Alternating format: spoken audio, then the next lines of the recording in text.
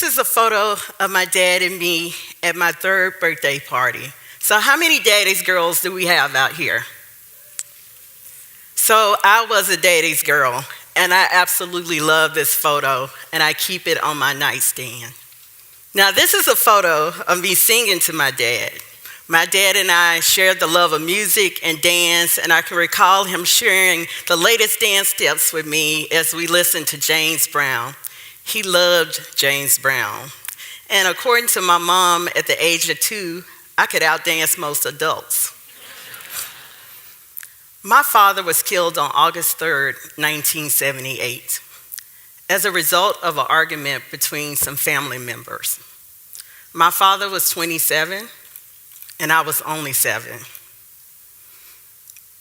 I think a critical component of increasing public safety is to support victims in their process of healing. On August 3rd, 1978, my life was changed forever. I think about my dad often and my college graduation, when I turned 27, when my mom walked me down the aisle at my wedding. I can see a picture or hear a song, maybe some Jimi Hendrix. My dad loved Jimi Hendrix. And I think of him. Now, my father's death was not the first time that violence entered into our lives. My mom often tells stories of growing up in South Memphis, Soulsville, Tennessee, and violence was a way of life. My mom has 2 scars on her right arm, one where a bullet went in and one where the bullet came out. And she was 3 years old when that happened. My dad grew up being bullied and knew domestic violence firsthand. So as a young couple, my mom's 16 and my dad a few years older, the violence started pretty quickly. And my mom has always been honest and open about that abuse and violence. She recalls many nights running to the neighbor's door and banging on their door, pleading for help. Now, my mom did eventually leave. In fact, we left a few months before my father was killed. Here's a photo of my mom and me. My mom stands 4'10", strong and determined, and a survivor. I think about the first time I shared my story.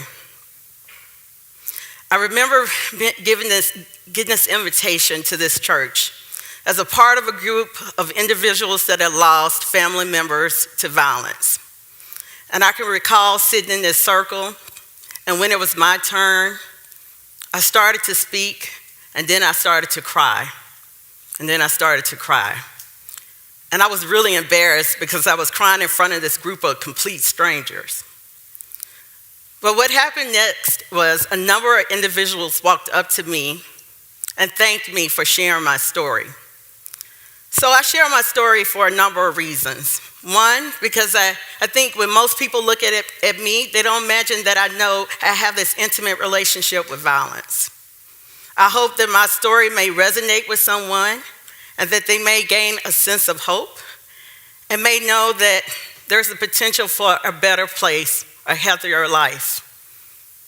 I do feel blessed, and I do feel like I'm in a healthier place, but it's been a very long and hard journey.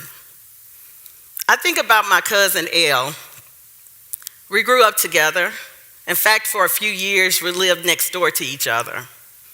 Our fathers were brothers, our mothers were friends, and we were only a few months apart in age. And both of our fathers battled alcoholism, and both were abusive. And as we got older, I saw Elle start to struggle. And at the age of 15, he took a young man's life.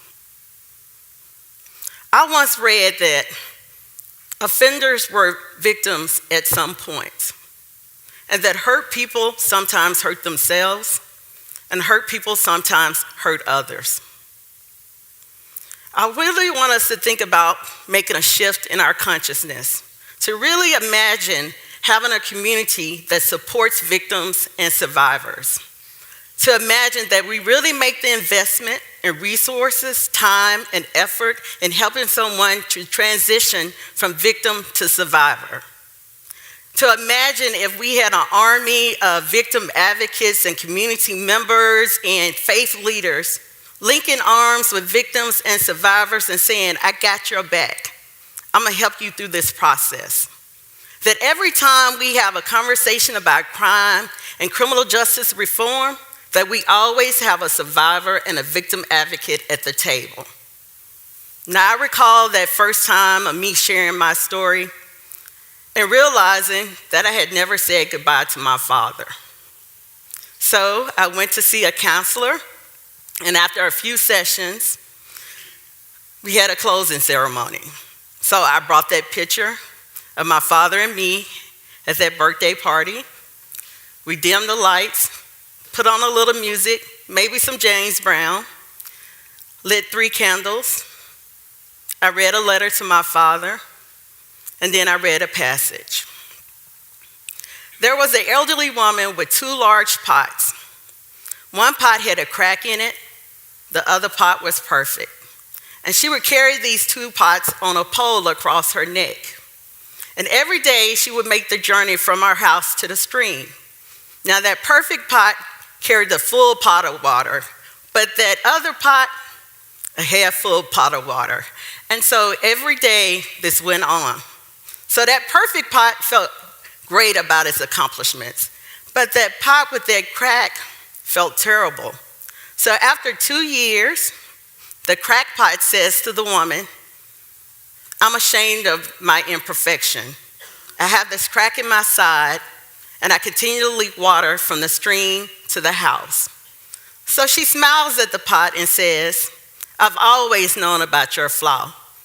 Have you not seen that you have beautiful flowers on your side of the path, and there are no flowers on this other side of the path?